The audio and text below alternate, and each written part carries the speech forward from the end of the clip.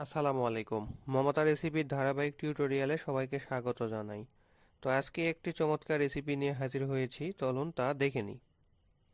প্রথমে আমরা চুলায় কড়াই বসিয়েছি এবং রান্নার তেল দিয়ে দিয়েছি। তারপরে আমরা পেঁয়াজ কুচি ও মরিচ কুচিগুলো দিয়ে দিলাম। এখন চুলার আঁচ মিডিয়ামে রেখে হালকা হালকা নেড়েচেড়ে এগুলোকে হালকা করে ভেজে নেব।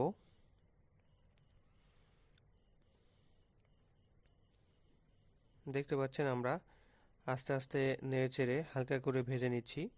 চুলার আঁচ খুব একটা জোরে রাখা যাবে না, তাহলে পুড়ে যেতে পারে। তো তারপর আমরা তেজপাতা দিয়ে দিলাম এবং দিলাম আস্ত জিরা। তারপর আরেকটু নেড়েচেড়ে দিয়ে আমরা চিংড়ি মাছগুলো দিয়ে দিচ্ছি। যেহেতু আমরা চিংড়ি মাছ দিয়ে ভাজি রেসিপি আজকে করে দেখাবো, সেহেতু চিংড়ি মাছটা আমরা হালকা করে ভেজে নেব। প্রথমে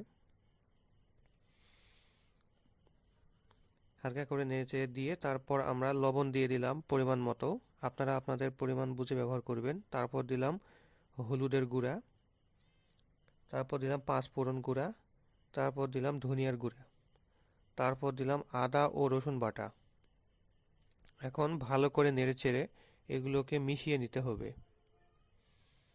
চুলার আঁচ অবশ্যই মিডিয়ামে রাখবেন এবং আস্তে আস্তে নেড়েচেড়ে মশলাগুলোকে মিশিয়ে নেবেন এবং মাছগুলোকে একটু ভালো করে ভেজে নেবেন।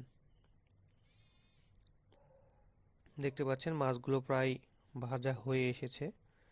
তো আমরা আরেকটু নেড়েচেড়ে নিচ্ছি। খুব একটা বেশি কড়া করব না, হালকাই রাখবো। তো আস্তে আস্তে এটি এভাবে ভেজে নেবেন। তারপর আমরা সেদ্ধ করে রাখা কলার মোচাগুলো দিয়ে দেব। এগুলো আমরা আগে পরিষ্কার করে হলুদ ও লবণ দিয়ে সেদ্ধ করে পানি দিয়ে ধুয়ে রেখে দিয়েছিলাম। তো এখন সেগুলো আমরা দিয়ে দিলাম। এই বিষয় নিয়ে আমার আরেকটি ভিডিও আছে। যারা কলার মোচার ভাজি রেসিপিটি করতে পারেন না, তারা ভিডিওটি দেখে আসতে পারেন। তো আবারও আমরা নেড়েচেড়ে ভালো করে মেখে নিচ্ছি।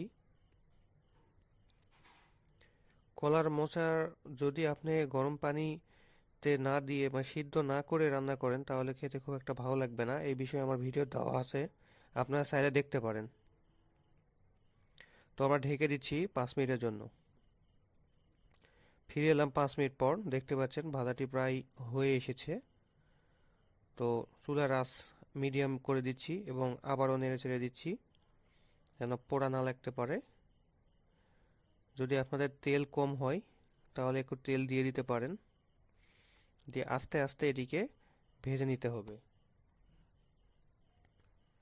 খুব একটা তাড়াহুড়া করা যাবে না। তো আমরা এভাবে ধীরে ধীরে এগুলোকে ভেজে নিচ্ছি। আবারও ঢেকে দিচ্ছি 4 থেকে 5 মিনিটের জন্য। ফিরে এলাম 5 মিনিট পর। দেখতে পাচ্ছেন ভাজা মোটামুটি শেষ। ভাজার কালার এবং রং দেখে আপনারা নিশ্চয়ই বুঝতে পারছেন যে ভাজাটি মোটামুটি হয়ে এসেছে।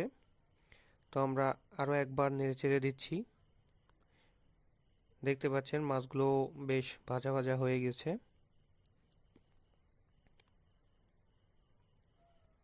তো এইভাবে আপনারা ভেজে নেবেন এবং এটি খেতেও খুব চমৎকার। একবার ভেজে খেয়ে দেখুন।